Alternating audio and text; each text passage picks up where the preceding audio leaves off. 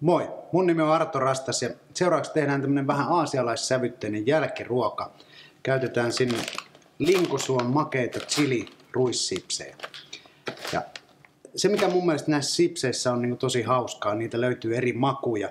On BBQta, on valkosipulia, on naturellia, makeita chiliä, jolloin niiden käyttötarkoitus tietysti lavenee tosi paljon.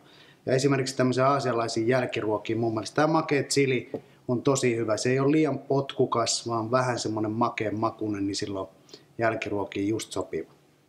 Mä oon vatkanut tänne valmiiksi vähän kermaa ja jogurttia, missä on mausteita. Siellä on sahramia ja vähän kaardemummaa joukossa. Ja sitten mä oon keittänyt valmiiksi sitruunan liemen, missä on vähän liivatteita joukossa. Nyt yhdistetään nämä kaksi lientä.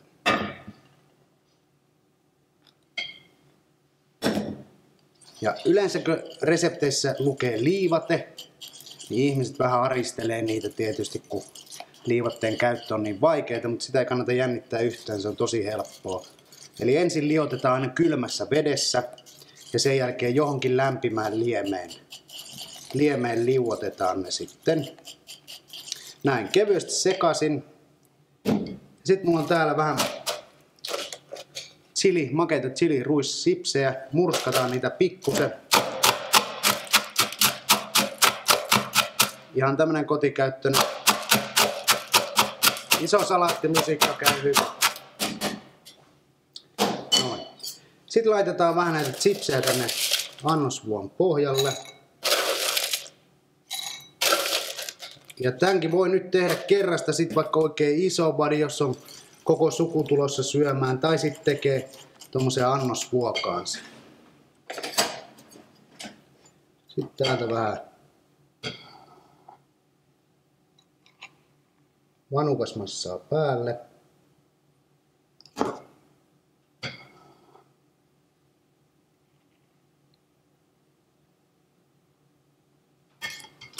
Vielä vähän keksejä, chipsejä.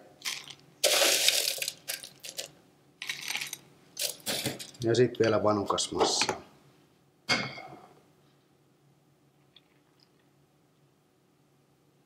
Näin.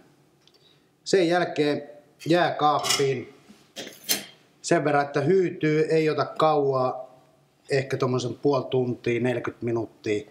Koristellaan mintuilla ja sen jälkeen herkuttelee.